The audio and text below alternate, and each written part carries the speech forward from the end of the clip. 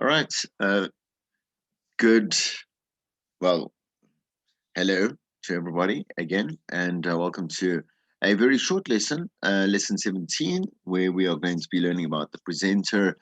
Or I would say more importantly, well, everything's important, but in this particular section for myself, understanding the importance of emotional radio and where that comes into play with pretty much everything that we do to connect to our listeners.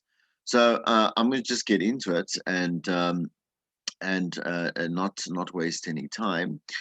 Looking at links is what we'll look at. The types of different links, and then the look at the role of emotion in radio. Okay, so if you haven't if you haven't grasped the concept just yet, it's okay. It is your first year. You're obviously learning, but you must start becoming acclimatized to our terminology. Yeah, and our terminology for when anything happens, so roughly, I'm going to say roughly, around every time when we speak, when we say something, so whether it's an interview, whether it is just a generic, back announcing of a song and, a bit of a teaser to what's happening next, or when we do a content call out, or when we play voice notes, or when we take live callers, this is called a link. All right. So it's talk time on that we have as on-air talent that fills the spots between music. So in this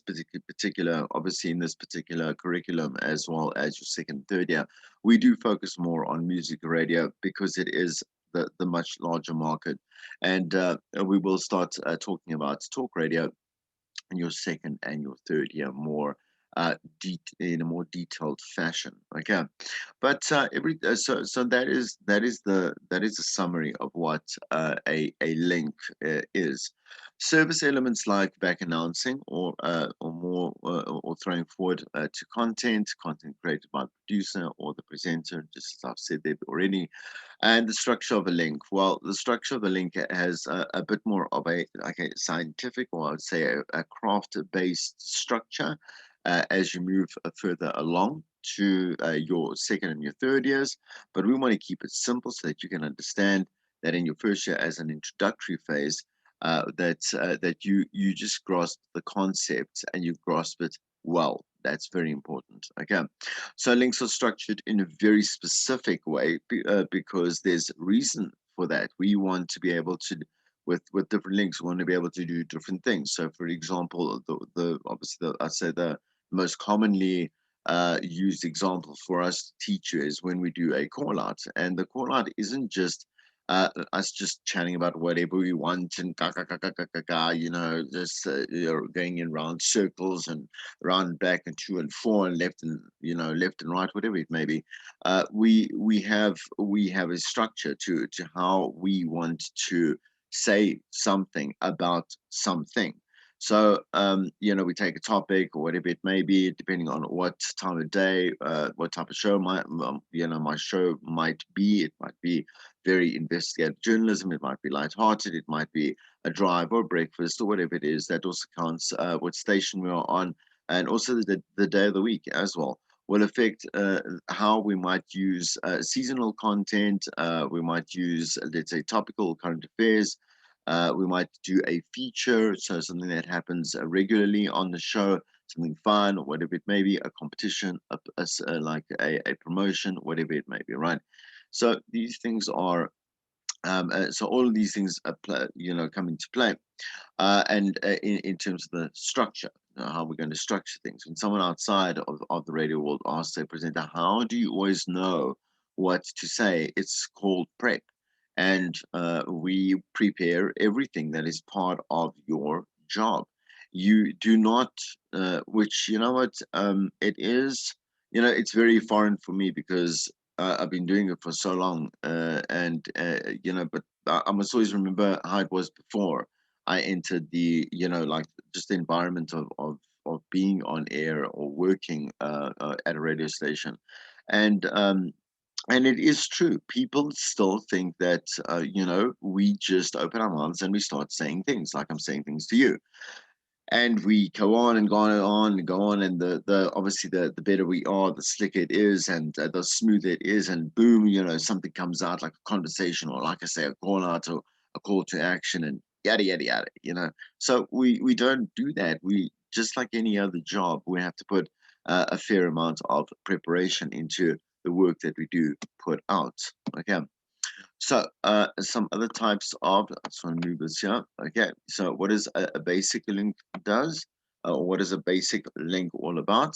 We want to back announce some music. So that was like an old classic from Mary J. Blige, Family Affair. It was an absolute hit. I know when you might think it was the Stone Ages, but it wasn't that far back for me when I was in college, and I was around 21, 22. It was really great because I can remember going to clubs and they would open with Family Affair, or at the climax, man, the DJ would play Family Affair. Damn, what a good song. Great memories, and it still is a kick-ass song because it is from Mary J.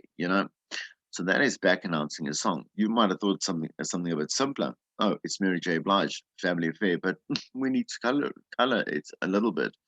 Um, so after that, I would say, well, you are still with BMH Radio, and my name is Chris, and I will be with you till 12 o'clock today, which is my favorite time of day. I love mid mornings. I love mid mornings because I am actually fully awake. If you had to ask me to do the breakfast show, I would probably not be here because I'd be fired because I'd come late, waking up around I kind of like consciously at 7:30, whatever it may be. So I do my station, I do myself, give a little bit of personality, and then I deliver some content, like so the hook, crumbs, and the payoff, which will be described. Excuse me, I just want to get my cross at the back here. Will be obviously a description that we need to obviously follow you through step by step. Okay, so that in other words, we move into content. So for example, delivering your content for like I've had such a boring week. Um, Actually, I lied. I have not had a boring week. The weekend was quite something. Quite something. When brokers and insurance companies fail you miserably. I've never been served with a summons in my life, but I still wasn't. Actually, my dad got it from, on my behalf, and I laughed. But that is just it was a shocking thing for me. I couldn't enjoy my weekend at all. Bit of a hook, you understand? And I'm giving you some crumbs because now I'm starting to give you a little bit of what's happened. I find that so obviously getting the summons. I'm going to carry on. It's just getting the summons. I got it from my dad because they had like an old postal address. I haven't seen my parents for like many years, 20 years or so, whatever it may be. And not important. Let me move on, Chris. Come on. So, being served with summons was one thing. I'm an anxious person, and anxiety just absolutely rules me. I do not try and change it because I have tried for many years and blah blah blah. But I did not. I'm a person that needs to get things resolved immediately. It actually works to my favor, but personally, it completely cripples me, complete destroys me. I even knew on Friday when I got this, because I know you can't get hold of anyone on a Saturday, on a Sunday. Damn, you know what? It was a public holiday. That means Monday is off, and Tuesday was the actual Freedom Day that we all enjoyed. But wait for my story. So what I did quickly, let me just let me sum it up quickly because I don't like to relive it all. Is I'm that person that I will go and I will dark web like my problems and my details or whatever it is that I need, and I went knocking on I went knocking on doors, got into my car, filled up some petrol, went on, knocked on some doors, lawyers, attorneys, brokers, this. home addresses because I was like, you know what, hey, I pay a bunch of money and I pay for service. And right now, the fact that I'm getting like 3 or 4 hours of sleep, if you can call it sleep at night, you know what I'm saying? You need to kind of shut your holiday off for a second, solve my problem, please. So, besides talking about insurance brokers and people that let you down, blah, blah, blah, we know this. I want to know which one of your personal characteristics really deviate. They deviate with you. I mean, it's something that you cannot control. I just don't even. I go on autopilot, and I'm like, "Go, Chris, go, Chris, go." I cannot. When there's something that actually, like metaphorically, or I would say even theoretically, is going to make me lose sleep, I don't care what time of day, care what day of the week. I don't care what I don't care. I get it done. So we're looking at your greatest strength, which is your greatest weakness as well. Give you a call. So nice. So I made it a little bit longer just so that you could understand that there's different aspects. It was a little bit. So I'm doing it off the cuff, which is not how you're supposed to do it. Doing it off the cuff, and there was a lot of aspects. I would say there are a fair amount of aspects I could have cut out, you know, but I went in one direction. I wanted to know, like, instead of bad mouthing, like insurance companies and naming lawyers and all this stuff, because you can't do that on air. You need you need to change it into something where like, I mean, I would have gone full lines. Everybody like, oh no, no, no, no. My biggest strength, my biggest weakness is my obsession with like waking up in the morning and cleaning everything. Like everything must be cleaned, or it could have been in the evening. So when everything, I just cannot go to bed unless everything is spotless. I've got this mass OCD. There'll be a various amounts of really cool, funny, what I'm saying, too. Um, and we'd laugh together, myself and the listener and whatever it may be, and we'd have a good time. We throw forward to content of music. Tease with front announce music was never really a good idea. I'll tell you why. Because if you're going to say, oh, you know what, we are going to do 4 songs for you right now, do a little bit of a music sweep, which is going to be absolutely great. A little bit less talking, more music. But I'm going to play you some Michael Jackson. I'm going to play you some Post Malone. I'm going to play you some whatever it is. Bob, the point is, if let's say your listener does not approve of one or even two, or maybe even all 4 of those artists, maybe you haven't even named the songs yet, you understand? That listener will just go, I'm going to tune out for, because you've told me that I will not want to actually listen to these particular songs. There'll be a fair amount of listeners that do that. Take supporter. Okay, so um, it's a structure of a basic radio link, as I've just kind of pointed out, and I want you to kind of think of. So we start in the middle, and the reason for that is because the middle is basically what we're going to talk about. You understand? So let's say, so I have here on my, I suppose this could be turned into content. So um, this is an issue 3 of Marvel Comics Star-Lord. As you know, that I am a massive geek, and so this is issue 3. It was sold for 2 rand back in the day. A beautiful, beautiful comic. Yeah. Let me not go about the comic anymore. But the point is, like, I could take that, and I could, start talking about like treasured possessions, and it could be anything from, let's say, what your grand or your mother, your dad left you, and it could be like a pair of shoes, or this, this like jersey, especially now, whatever, a scarf that your like late mom,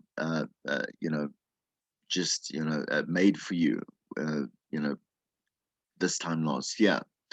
And we could just talk about sentimental stuff that we like to keep around. I would use the comic in some other way. It's not really sentimental to me, but you understand, more sentimental stuff would be family things for me. But it's prized possessions that would have some kind of sentimentality. If I did want to link in, let's say, the comic, it would be really. I mean, I got this from CNA.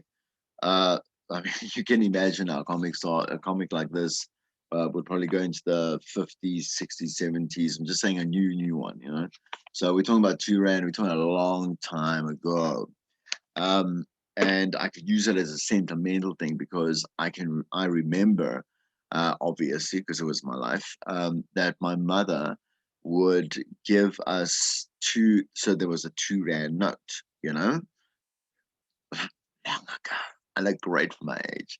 So what happened is, so she would give us a 2 rand note for, like, like an allowance, that you should bank, put it in a piggy bank or whatever it is, you know, and she would give us that every week, $2, $2, $2, but $2, as you can see, was worth quite a lot of money back in the 80s. So anyway, so there's a lot of different stories I can come up with. Sentimental value could have been how your mother taught you one of your best lessons, or just one of your favorite memories that just kind of it speak your childhood for you. That, I mean, I'm smiling because it's good. It makes me smile, and it'll make you smile if you kind of think it's the same thing. And just if I really want to contextualize it in, like, the most, I mean, the most chaotic time of our time, we thrive on just those little moments where we just, like, kind of blank out and yeah, that was good, that's good, that's great, and then we have to deal with real life, right? Okay, I think you get what I'm saying to you in terms of that. Okay, so promise link versus the performance link. Okay, so let me just move my camera here so we can see what's going on. The above link structure is for a performance link. That is to say that you deliver content. This can be any content, as we discussed in the previous lesson. So it can be like funny or a game. Remember gifts from Tracy Johnson, right? And a promise link is structured in exactly the same way, except for the performance of the content. So in the space that the presenter will use at the time, that time to throw forward, so the promise link, right? Please don't call it the promise link officially. It is a throw forward. So the promise link is just uh, it's just a kind of a very a generalized term so that you can understand that we're promising something that's going to be coming up. But we want you to use the word, I want you to use the word teaser or throw forward. Okay. So this is done to entice the listener to stay tuned for a little bit longer. Your main aim in radio is only to keep them listening for 5 minutes longer. And after that, 5 minutes more. And after that, 5 minutes more. And after that, 5 more minutes. Right. That is how you have them listening for a lot longer, and you keep, if they have no other so suppose they don't have to go to work, let's say, for example, get out a car or whatever it may be, or get a taxi, whatever it may be, where you could keep the station on, let's say, your earphones. I suppose if you are, let's say, maybe taking a walk to college or whatever it may be, but it's got to stop at some time, you understand? So even as good as the show may be, like, you have to get into class, you must go into work, you must do its X, Y, and Z, right? So that is, we want to keep them there for as long as it is possible. Okay. That's why I really loved. I mean, I really, really loved working nights. I had always had a day job, and then I worked nights. So just after the drive, I would come on, And I love that because I got to really understand like listeners' behaviors, because you're not forced to listen after like getting home. It's like there's so many different things that people do. It's not the traditional, oh, I'm gonna cook and I'm gonna put like the radio on. It might be a little bit of that, but there's so many different like aspects of why people choose to listen to you. And those are devoted listeners. And why I mention that is because, I mean, we want to just in any situation, like, so they are choosing to tune in. Yes, in any situation. Sometimes it's a bit environmental, situational, but sometimes it's not. Weekend shows, whatever it may be. um, and we want to just keep them there for just another 5 minutes. So we do our job as best as we can, which is has to be the best. Okay, so there's a little bit of history out there. In the years gone by, the link has changed in many ways. So before the 1970s, in South African radio, the link was mostly used to back and front and out songs. So throw forward or whatever it may be. A link to an ad, occasionally read the odd request, which had to be, handwritten and posted through the mail, which I mean, I just love the history of it. So I get kind of excited about the fact that that's how cool it was. Most like, I mean, that's a devoted listen. I'm like, right, I'm gonna stamp, put it in a stamp. I'm gonna go to the post office. I'm gonna get my song, and then I'm gonna listen. I'm gonna listen like, ah, it's so great. I love that. Anyway, most of the content was what we call time and weather content, right? But we obviously have changed. Obviously, as you know, you are a radio listener, and it's very important for you to understand that how far we have come, because innovation is something that never stops. And there is the history here, which I really actually do not want to really go through. I want you to read through itself, yourself. Um, but I want to generally talk about the fact that, not only in terms of innovation, in terms of technology, and how that has obviously changed. So we went right back here to our first broadcasts and how obviously the SABC worked, and in terms of obviously the transmitters and whatever it may have been, to get our radio, obviously played across the entire country in a very slow periodical time, because it wasn't immediate, obviously. To where we are standing right now, which is what is it? Instant gratification. That's the word. Instant gratification. Yeah. So, and all of us are guilty of that. And so, what if we guilty of that? That is just the way that life is right now. So, I want this, then I want this, then I want this, then I want this, then I want this, then I want this. I don't like this, I don't like this. Because that's the beauty of having choice. We have choice, and we can choose whatever we want. So, sometimes this is always painted as a bad thing. It's not. It's not. We have come a long way from 1976, and I don't want less choice. Does that make sense? And I don't think you do either. So have a quick read through that. Okay, we're nearly done, and let's talk about emotion. Okay, and why that is important. It might be a good introduction. I think it's a good introduction to the next lesson. Emotion is one of the biggest driving forces of the human experience. So music is 100% about emotion, right? Don't you think?